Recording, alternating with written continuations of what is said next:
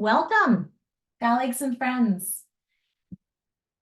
In this brief tutorial video, we are focusing on your program's public reporting of assessment outcomes of student achievement of the social work competencies. We will discuss key highlights and compliance tips. As you know, programs must report their assessment plan and summary outcomes publicly on their webpage. The purpose is to promote transparency to the public. Sometimes programs have questions about the requirements of posting of assessment data. So let's begin with just a little bit of context. The Council of Higher Education Accreditation, known as CHIA, recognizes CSWE's BOA as the accreditor for social work education. As any accreditor does, CHIA has requirements for programmatic accreditors in which to comply, including regularly informing the public of assessment findings. While the BOA may have independently identified similar standards, CHIA has established requirements which the BOA carries forward. Per CHIA, CSWE BOA's recognizing body, every accredited program is required to post their student learning outcomes on their website available to the public with some specific guidance. With this overarching context in mind, let's begin to operationalize the task of assessing or accessing the correct form for your program as you are assessing the program's outcomes. Programs fully operate under one set of EPAS at a given moment in time. As assessment data is based upon the assessment plan designed for that set of EPAS, the corresponding form reporting student achievement of the competencies must reflect the same set of EPAS. Information on the 2022 EPAS implementation timeline is currently located on the CSWE accreditation webpage with a unity date of July 1st, 2025. The implementation timeline also addresses some caveats. If your team has questions regarding the Unity implementation date or application to your program, reach out to your program's accreditation specialist for clarity. Once your team has identified the correct set of EPAS, you will be able to download the correct form. You'll note that there are specific forms for baccalaureate and master's programs. Each title is slightly different and features either a B or M within the title. These are used to report the program's assessment plan and most recent assessment summary outcomes. For either set of EPAS, if you have co-located programs, forms must be separate for the baccalaureate and master's programs. Separate forms, separate documents, 2 forms uploaded in total for those co-located programs. Now, let's walk quickly through how to access these forms on CSWE's website.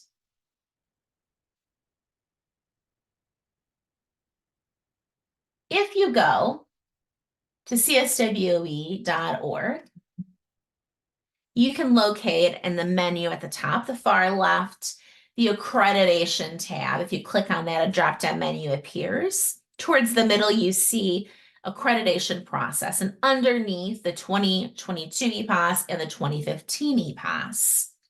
If you click on the 2015 EPAS, it will take you immediately to the toolkit for this set of EPAS. And if you scroll down at the bottom of that page, you will locate required forms and samples. Underneath, the first 2 happen to be these assessment reporting forms for the baccalaureate and the master's programs with a sample form underneath each, so you can see what they should look like when they are completed.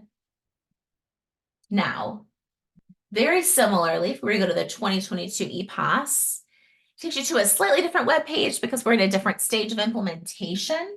You can locate the 2022 EPAS toolkit. Either there's a heading right there in the middle or the far left column, When you go to that toolkit page, again, you're going to scroll down and look for that header of required forms and sample forms. Now, this list is in order of accreditation standard. So you are looking for Form ASB 501D and M 501D, depending on whether you're looking for the baccalaureate or master's form.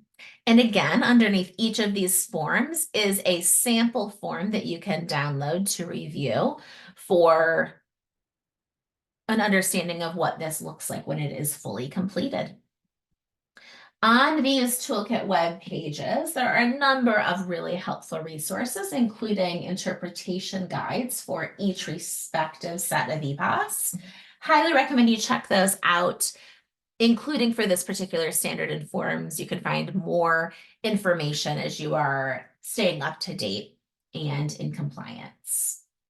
Now, while there are unique forms for each set of EPAS, there are important elements which are relevant to this process regardless. So we're going to take a few moments and highlight those. There are a lot of opportunities for your team to tailor how you share your program story. However, forms for public reporting of assessment outcomes don't fit this category. These are standardized and they must be for a reason. So in short, follow the form to a T. Complete the form in full. Do not alter it unless specifically instructed to do so. And so essentially leave all of the elements unless specifically instructed otherwise. And that includes leaving the instructions. Now, there are two categories of content to delete. The first would be to delete help text. Help text is different from the instructions. Help text is guidance of where to add additional columns or examples. For the 2015 EPAS, this is typically in red. For the 2022 EPAS, typically this is within a section, it may say to delete the instructions often when that help text is included. Second, delete any unused rows and columns. They exist for additional program options or additional competencies if they're added by the program or additional instruments. If your program does not have those as relevant, delete that which is not relevant when it comes to those rows and columns for the table. But on the opposite end of the spectrum, if your program has more than 3 program options, for examples, you may need to add more columns to that final summary table. Okay, let's take a brief look at what these forms actually look like. First, the 2015 EPAS. This is the master's program form. You will edit that which is in, indicates that throughout the document. So like wherever it says program name, for example, needs to be adapted. But then all of these are instructions on this first page. You're going to leave those. See the help text that's mentioned in red, and that indicates whether you will utilize those, delete those rows, etc. I also will scroll down. You see that that was relating to generalist practice, that previous page I was on. This really is related to specialist practice, and you will insert each area of specialization. And here is a sample row of what that may look like. But again, look at that full sample document to get a good sense of what this looks like when it is completed. Now for the 2022 EPAS, this form is a different structure. It is standardized for forms for the 2022 EPAS. Rather than red text, you will see these gray boxes, which indicate anything that is to be updated, as well as places where you delete the help text. It indicates that. But again, you will leave the instructions as it stands. This is a baccalaureate program form. So you see just the generalist practice.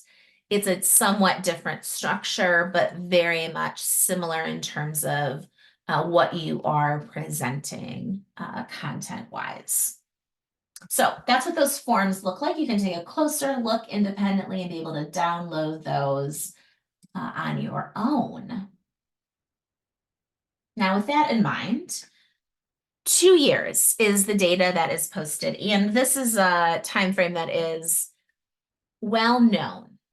And the title here is correct because I think 2 years is interpreted differently, but this is the data posted must be collected within the last 2 years. That is what 2 years is referencing. And to quote back both the 2015 EPOS and the 2022 EPOS interpretation guides, the 2 years is calculated from the date the data was collected, not the date the program posted the form. So as you update your program's form, be sure to review the interpretation guide for the standards your team is utilizing. This is just one example of how the BOA has helped to provide information for clarity's purpose. Now, I find concrete examples really helpful, so I know I'm not alone there, and let's go ahead and take a look at one. Now, there's a couple on the screen here that are very similar. One represents a program which would not meet compliance with the public reporting of its assessment outcomes, and the other would. These scenarios are very similar. Neither include dates of when the form was posted or when the data was analyzed, because these dates are irrelevant to determining compliance. You'll note that both examples identify the academic years when the data was collected and an identical date of when stakeholders reviewed the program's form to verify compliance, which is coincidental. And in these examples, the review is conducted in January 2024. The first program has a form which indicates that the data was collected in the 2020 to 2021 academic year.